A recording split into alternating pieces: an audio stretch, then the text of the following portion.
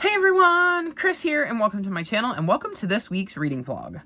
So it is the 15th, and I'm kicking this reading vlog off with letting you know about the books I'm in the midst of. There's 3 of them. First, I have started A Flicker in the Dark, which is a thriller, so I'm not going to say anything about it. I'm about 90 pages in, and I'm enjoying it so far. The next is The Proof is in the Poison, which is a cozy mystery. I'm only 2 chapters in, so I don't really have much to say, but I did enjoy the first book, so I'm expecting to enjoy the second one.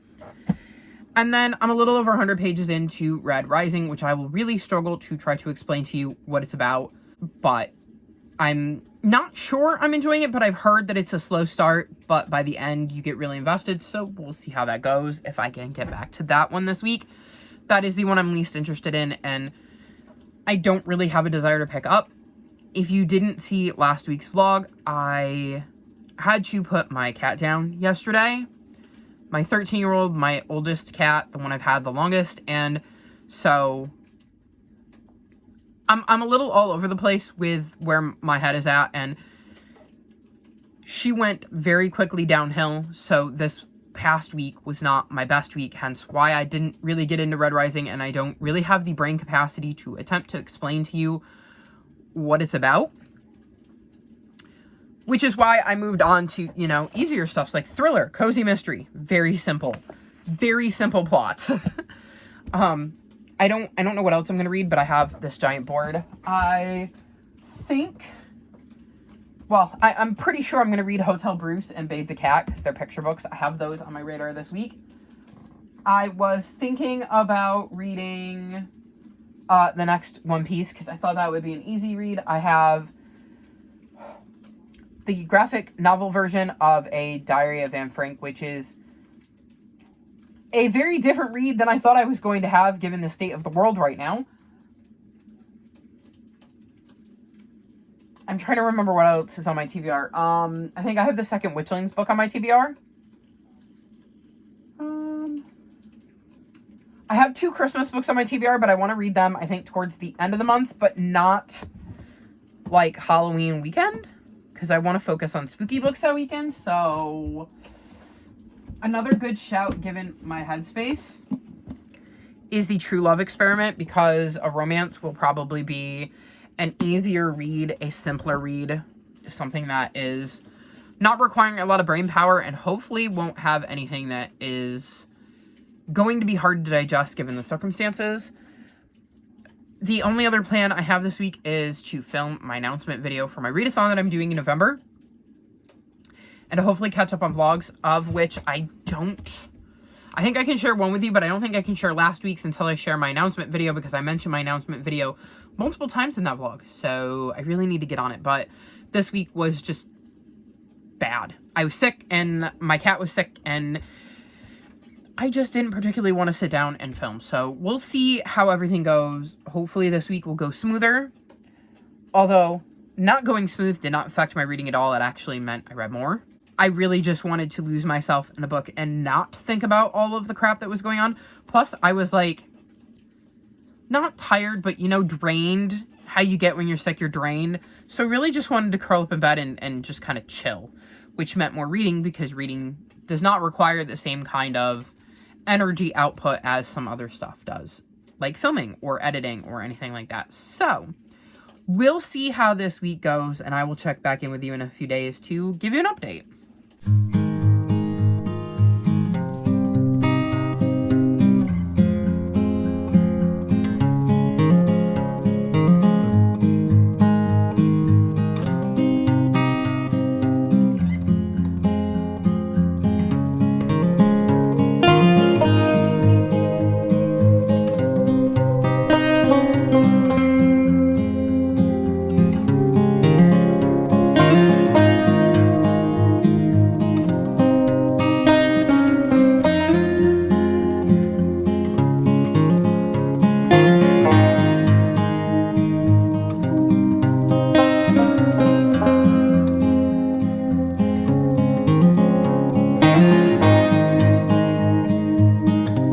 So it is Thursday, and I figured I should probably check in, because I've read a lot. Like, a lot. I mean, it is literally only 1:15 on Thursday, so, like, it's barely in Thursday. So, I've had a very good, productive reading week so far. The first thing I'm going to mention is that I finished A Flicker in the Dark. This is a thriller, and I gave it 3.5 stars. This follows Chloe, right? Yes, Chloe. And when Chloe was 12, a half dozen or so teenage girls went missing, and it turned out that her father was behind the disappearance and deaths. And we're following Chloe as she's grown up, and girls start disappearing again in an eerily similar manner to the way they did with her father, but it can't possibly be her father because he's behind bars. And it definitely starts to bring up a lot of emotions and memories and unpleasant times for Chloe. I wasn't a huge fan of this thriller. I didn't really enjoy being in Chloe's head and seeing Chloe kind of describe what was going on and deal with things. I easily could have put this down and walked away from it. I think if I hadn't had the audiobook, I really would have struggled to finish this. Thrillers aren't my favorite, so take my opinion with a grain of salt because, again, it is not something I read very often. This one just didn't work for me.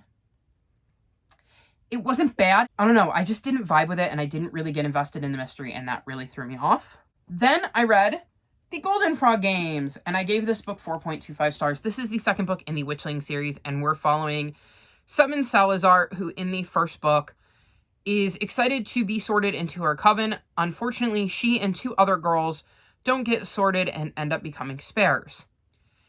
And when they try to form a spare coven, their magic doesn't work, so they end up undertaking a kind of trial of sorts to prove that they shouldn't be stripped of their magic. And this one is obviously a continuation of that story. And in this one, there is a magical tournament that they get involved in.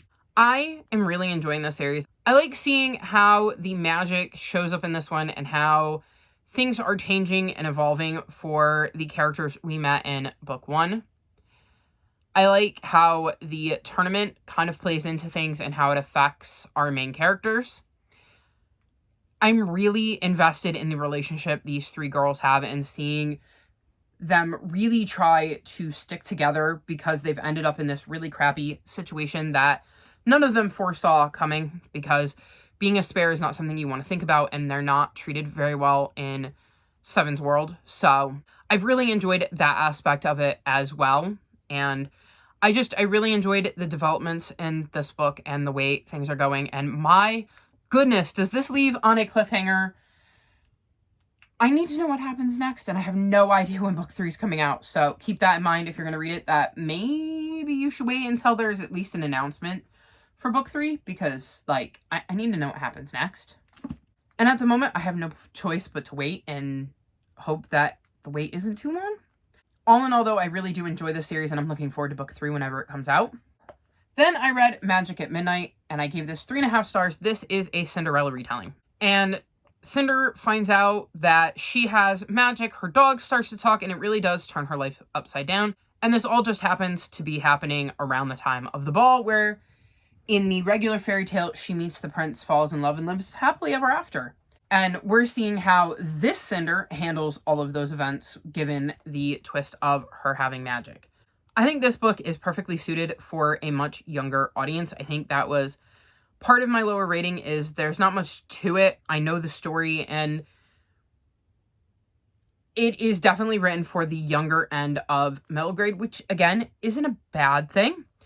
I think this is a book I'm going to pass on to one of the little ones in my life, because I think that they may enjoy it more than I did. And like I said, it's not a bad book. It just is a little on the young side, and it didn't hook me the way I wanted it to. Though I will say I have put this series in my TBR jar because there was enough of a at the end to make me wonder where the story is going to go next. And so at some point I will probably continue this series, but 3.5 stars I think is fair. It's a decent little middle grade. It definitely will work for young readers, and I like the whole familiarity with the Cinderella tale, but it having a twist. Then I read The International House of Dereliction, and I gave this book 4.5 stars. In this book, we're following Alice, who I think is 12. Yeah. She is 12 and her mom works at this college, and they keep kind of relocating Alice's family. Basically, they put them in these rundown houses that Alice and her dad then fix up because they love all of these handy projects.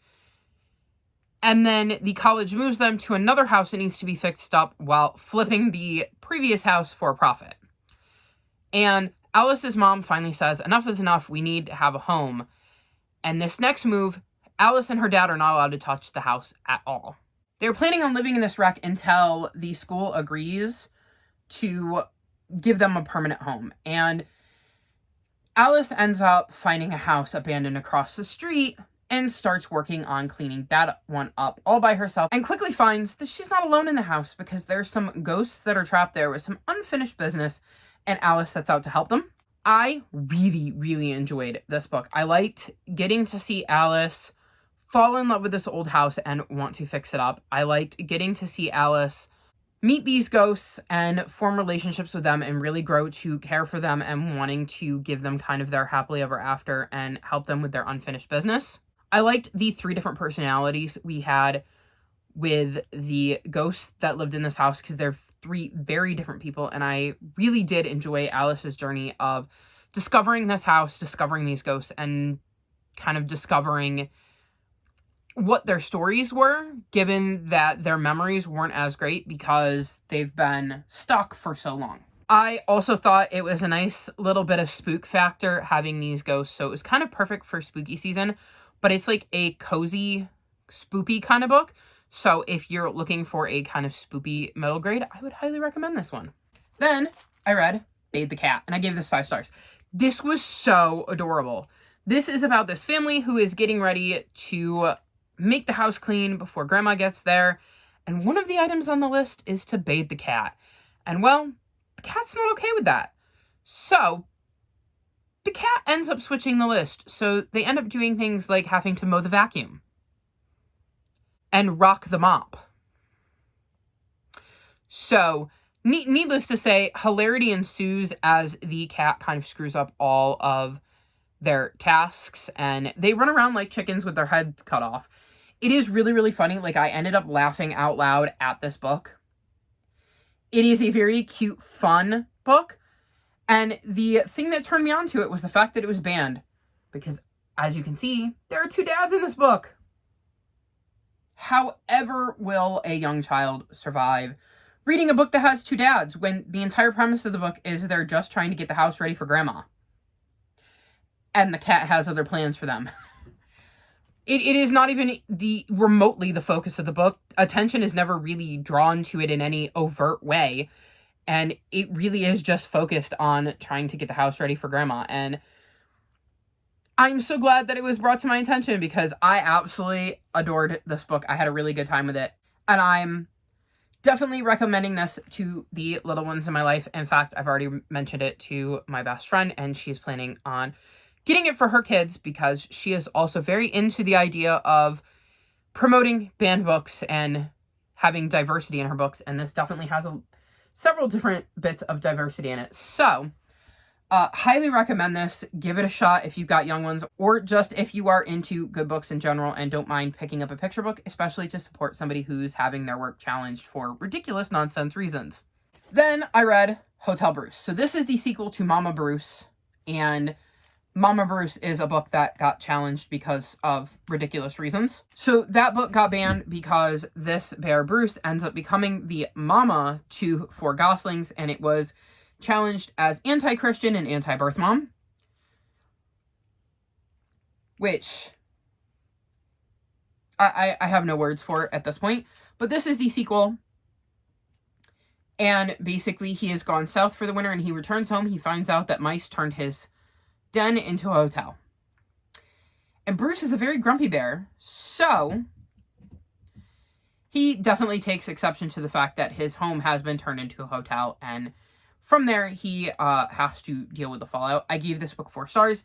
I think this is a cute little picture book series where we have a grumpy bear who finds himself in some very unique situations due to his, well, unique family structure. And I'm totally happy this came out of my jar because it was a nice little light read, and I thought this was another interesting addition to the series, and I look forward to seeing what comes next for Bruce and what shenanigans being a mama to 4 geese leads him to. Then I read Anne Frank's Diary, the graphic adaptation, and I gave this 4 stars. So this is another book that was banned. This was being read to students in a school that are the same age as Anne is while she's writing this diary, and it was objected to on the grounds that she mentions fantasizing about kissing somebody, and the word penis is used. Which just baffled me, because let me tell you, after having read this book, that isn't even the part that I would have thought would have been most objectionable. So the fact that she mentions wanting to kiss somebody is apparently worse than her actually kissing somebody. The word vagina is used before the word penis, but that's somehow fine. It's the penis part that is objectionable. And there is legitimately a whole passage where she describes in detail what female private parts look like. But that part was fine, but the word penis wasn't. And I would also like to point out that, well, I don't have kids. I have no idea what it's like to be a parent, but I love the little ones in my life. And I'm sitting here going, I think it would be far less traumatizing to teach my little ones the word penis and vagina, and that wanting to kiss somebody when you're a teenager is completely normal, and have them have that be a thing for them. That is the biggest thing they're dealing with, are words like penis, vagina, and fantasizing about kissing somebody, than what happened in the Holocaust. But that's just me. I think that the horrors of the Holocaust are much more traumatizing than the word penis. But again, that's just me. Anyways, on to the actual story and not why it was banned. I thought this was an interesting interpretation of Anne's words. I think they stayed very true to the story from what I can remember it. I mean, I read Anne Frank's Diary when I was 10. I believe I was 10. I don't think I was 8. I think I was 10. I read it one summer, like the end of the school year into the summer. And I had gotten it out of the library, and then I went and spent a month at my grandmother's house in Florida. And I did that twice in my life. I did it once when I was 8, like the summer I was 8, and once the summer I was 10. And I remember taking the book out of the library in Florida so that I could finish the book in Florida, because I wasn't done yet when I left from New York. So I'm going to assume I was 10. So it's been 26 years since I read that book.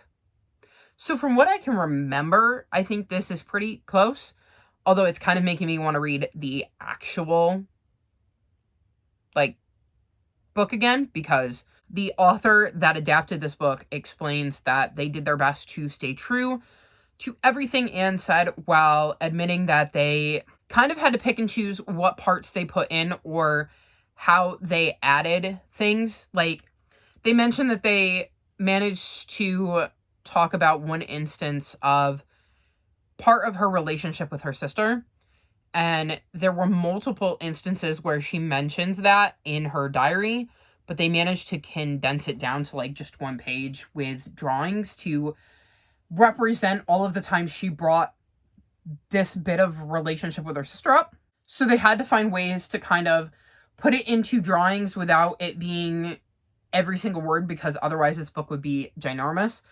Though they said at the end there are actual full page passages, because there was just no way they could leave it out, but also no way to kind of make it work in the format that they were working with. So I thought that was interesting, and I really like how much attention to detail they took with that, and how they wanted to be truly faithful to the original version while creating a more accessible version and a kind of different way to view her diary and her thoughts and her feelings. So I really, really enjoyed this. I don't think this is the type of book I would ever enjoy more than the original, just because I feel like, as they said, there's just only so much they can put into a condensed version like this.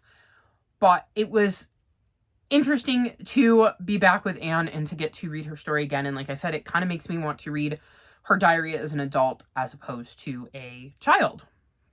Then I read Bait and Witch, and I gave this book 5 stars. This is the first book in a cozy fantasy mystery series. And in this one, we're following Josie, who has become a whistleblower. And she's kind of on the run. Well, not on the run. She's in hiding. She was working at this company, found out some information about higher-ups in her company that were kind of being corrupt, and turned them in. And it was her and another coworker, and when the other coworker goes missing, she fears for her own life and safety, so she ends up hiding in this little town in Oregon where she becomes their librarian. And she soon learns that the library is contested because there's somebody that wants to turn it in to, I think it's like a recreation center. And so she's knee-deep in trying to help save the library and ends up finding a body out back in the bushes of the library. And she has no idea whether she had anything to do with that, given that, you know, she's on the run from these people or hiding from these people. And if that isn't enough, once there, she realizes she may have a bit of magic. As for some reason, she can now suddenly connect with books in a way that she couldn't back in New York City. And there's even a cat there that she seems to have a connection with. And she's not sure what's going on, but her life has been completely turned upside down between the whistleblower, the move, and now these magical abilities. And I just loved this. I loved her magic and the way it kind of manifested in the way she started to put the pieces together with it and realize what was going on. I really liked getting to see the glimpses of her family that we got, and I would like to know more about them. I love her little cat sidekick, Rodney. I think his name is Rodney. I like seeing her get to learn this small town and trying to piece together the clues of who could have wanted to murder this random person and trying to parse through the details to figure out whether it had to do with her or whether it had to do with the library itself. I did not figure out what was going on. Didn't even come close. And I love when mysteries can bamboozle me, but in hindsight make complete and perfect sense. So absolutely loved the starts of the series. Picked it up, didn't want to put it down, devoured it in one sitting, and would highly recommend it. We'll definitely be reading more of this series in the future, as I've already requested book 2. Then, because I still haven't gotten through all the books I finished, I told you guys I did a really good job reading this week. I finished The True Love Experiment, and I gave this book 4.25 stars. So this is the sequel to The Soulmate Equation. And in this, we're following Fizzy, who is Jess's best friend, and Jess was the main character in the first book. And Fizzy is about to be the main star on a reality dating show. The only problem is she's kind of into the producer more so than the contestants. As for the producer, he is a documentary filmmaker and unfortunately gets told by his boss he's going to have to do this reality show and decides to do it with romance writer Fizzy. And Fizzy has an entire list of demands of if she's going to be a part of this, what he has to do. And as he's jumping through these hoops, he realizes he doesn't really want her with the contestants. He'd rather she be with him. So it was really interesting watching Fizzy and Connor kind of balance that and kind of fall in love as they went about crafting this reality show that had a unique format and was really important to Connor's career. I really liked Fizzy and Connor's banter and the way they kind of got to know each other and played off of one another. I actually really enjoyed getting to see Fizzy in the environment when we got to see bits and pieces of her reality show dates, as I thought that added an interesting touch. The reason it's getting 4.25 stars is because it was spicier than I'd want it to be, but I still think in the great scheme of things, it was probably rather tame, but I don't like spice in my romance, and this had just a little too much of it for me. So 4.25 is probably as high as I can go, but I was really invested in the story between Connor and Fizzy and getting to see how the relationship came about and them juggling that with the reality show that they were now a part of. And then the last book I finished is One Piece, Volume 2, and I gave this 4 stars. So this follows Luffy, who after eating the gum gum fruit becomes a kind of rubber boy, and it means he's pretty hard to harm, except for the fact that he can't swim. And while that wouldn't be a big deal, he wants to become king of the pirates. And so swimming could be very important. However, being able to hold your own because you're made of rubber is also very important. So we see him set out to achieve his goal of becoming king of the pirates, and we're on his second adventure and the second leg of that story. I'm enjoying this and getting to see Luffy's journey. I'm enjoying getting to meet his crew as he's slowly starting to amass that crew as he goes along. It's interesting to see some of the other pirates he's come across and the issues that he's had with them. I'm definitely invested in Luffy's journey and am looking forward to reading book 3, volume 3, I should say. Probably next month. I think I'm planning on using it for my graphic novel prompt, like my graphic novel, manga, novella prompt for the Final Book Support Group, but I haven't completely decided yet, but probably leaning towards reading far more of this in the near future because I'm enjoying the story and I want to kind of binge some of it, though that may have to wait till next year. So those are all the books I finished, but if that wasn't enough, I've actually made progress in a few others. The first being The Proof is in the Poison. I'm on page 91. This is the second book in the Southern Homebrew Mystery. And in this one, Hattie is at a model train convention when one of the attendees who is getting ready to show off his model train ends up dying, and it looks like he's got methanol poisoning.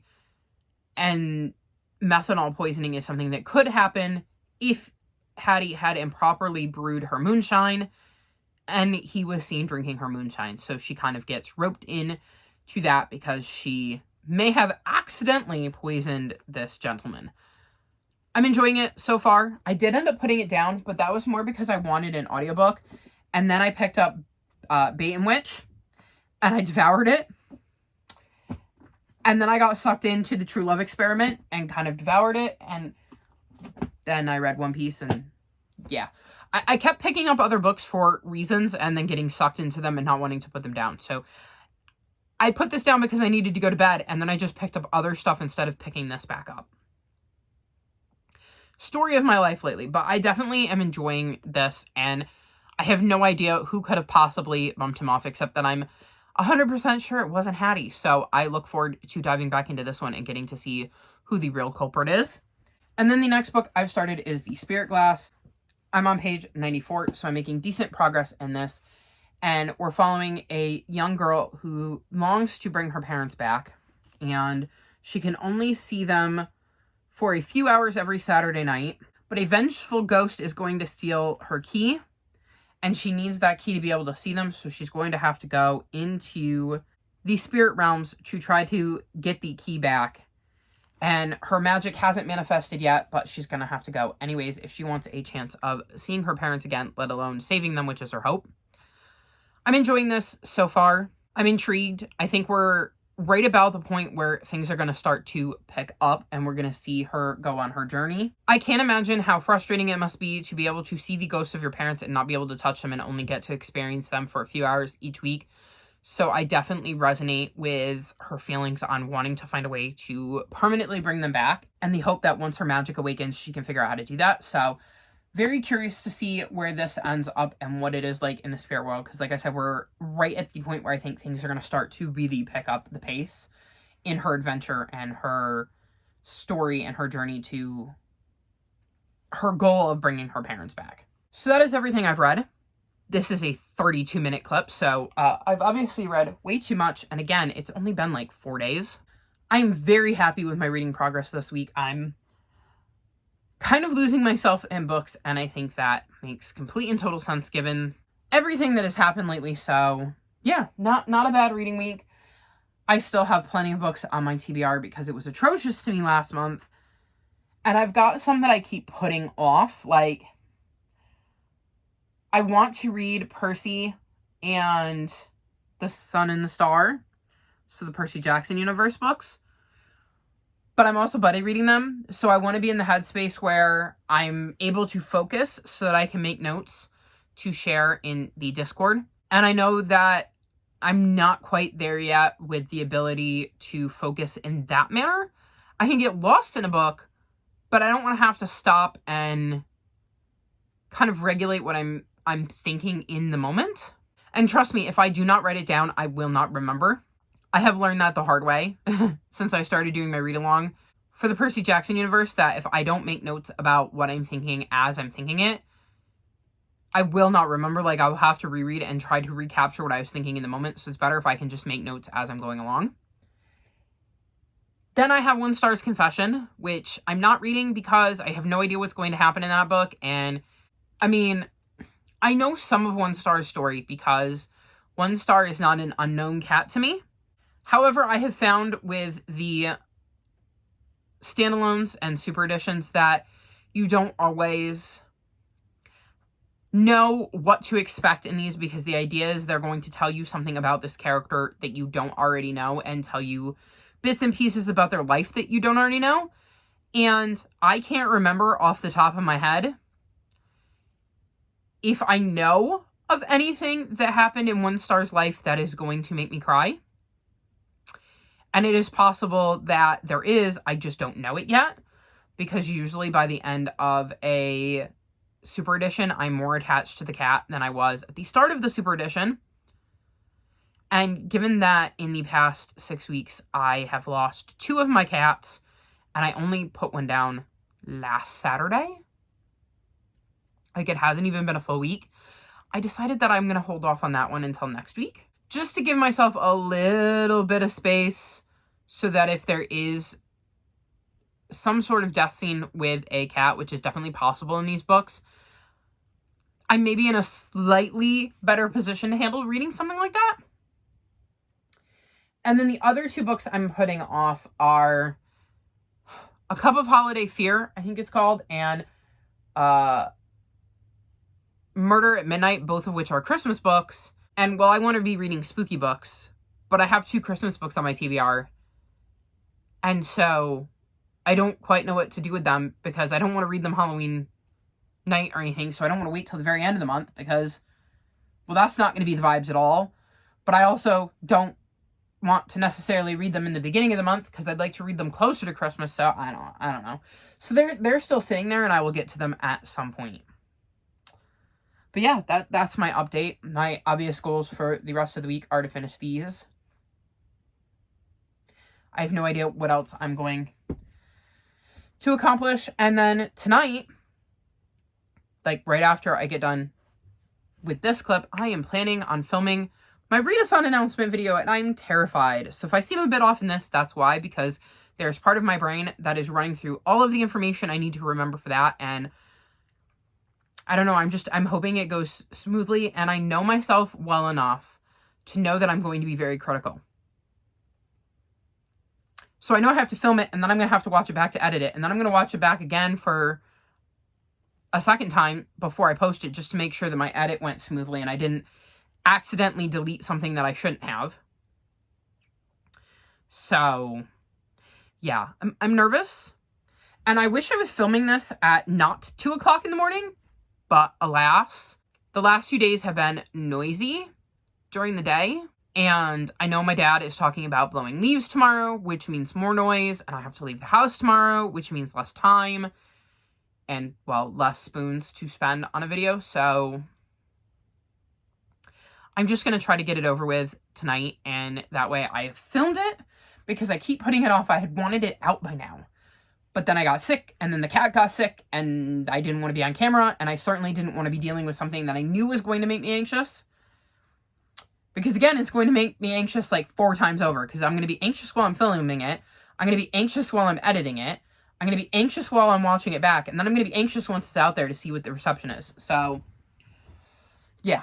Hopefully everything goes smoothly. Fingers crossed. By the time you're seeing this, you'll know, because that video will be out. So, yeah. And seeing as this is rapidly approaching a 40-minute clip, I'm going to wrap this up so that, I have a chance of this video being under an hour when I get done editing it, because, again, I still have 3 more days worth of reading I'm going to have to update you on. So I'm going to go, and I will check back in with you at the end of the week to wrap this vlog up.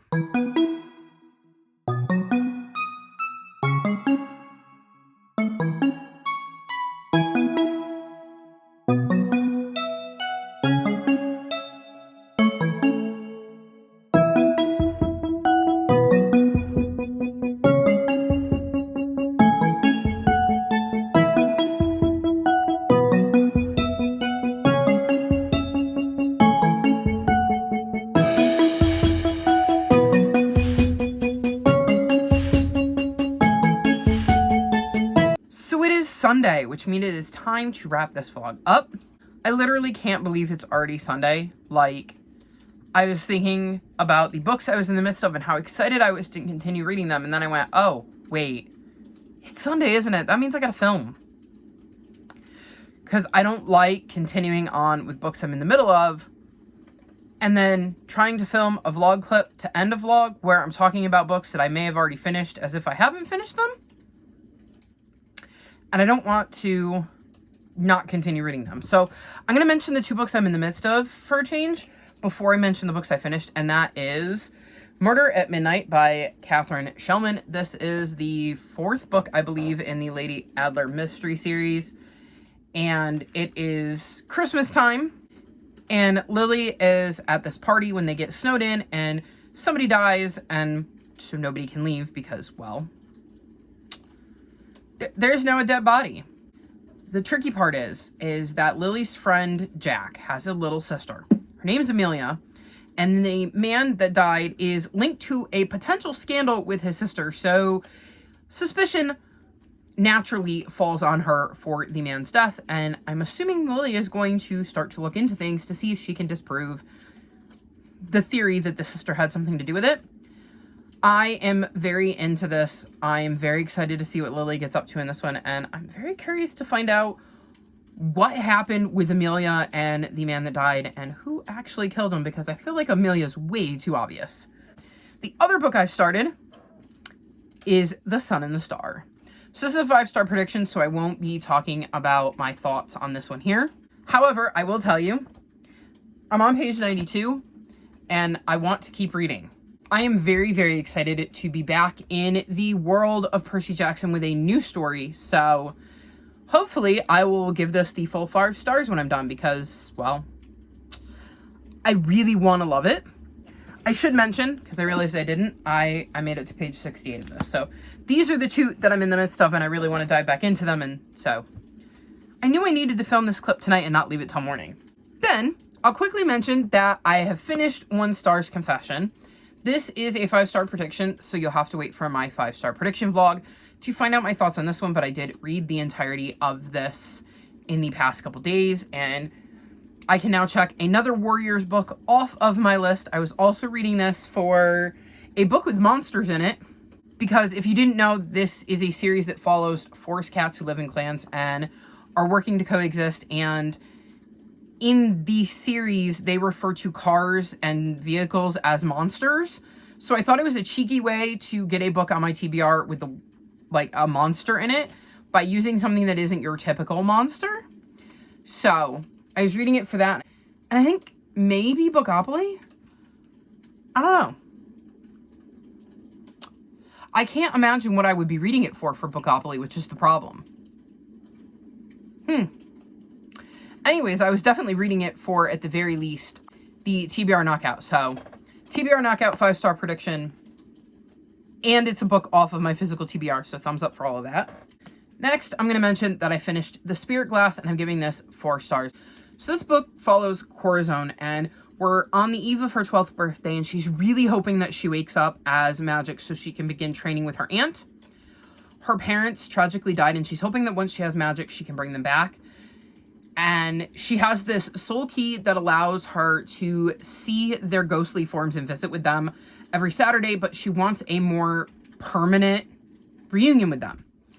Unfortunately, this spirit ends up stealing the soul key, and she has to kind of go after the spirit to try to get the soul key, or she's never going to be able to bring her parents back.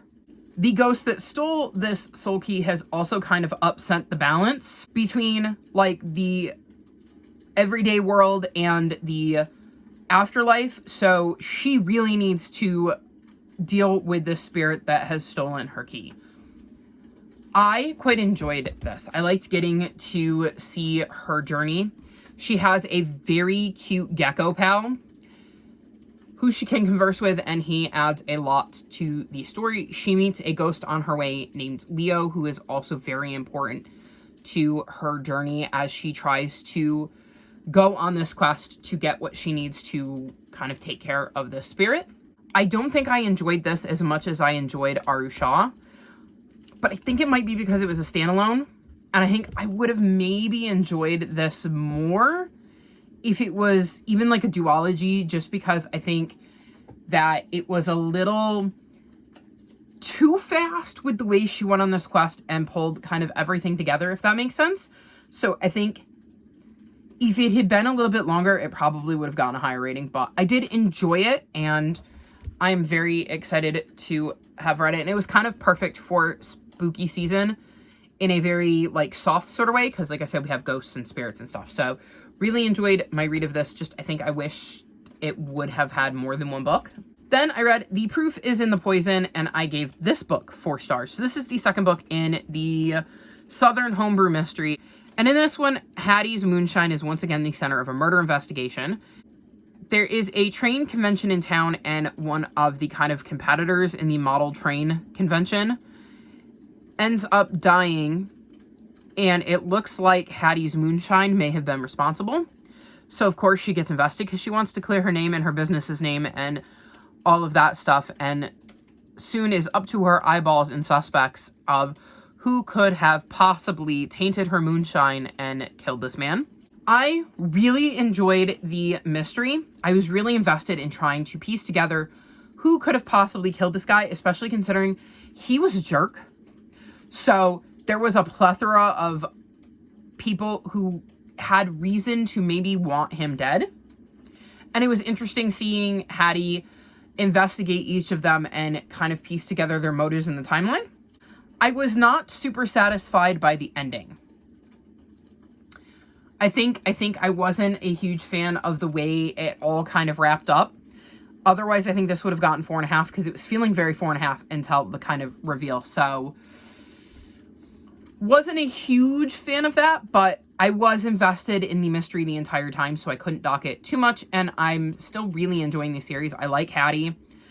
Her grandfather reminds me of my grandfather in a lot of ways, and my grandfather died in December of 2019, so it's kind of nice because it's bringing back fond memories of him as I'm reading.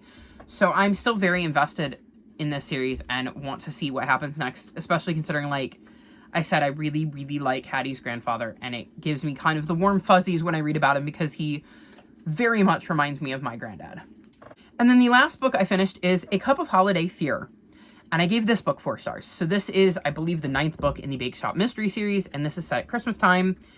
And Jules and her friends and family and coworkers are at this inn, and they're getting like a Dickens Christmas kind of thing when one of the guests at the dinner is murdered.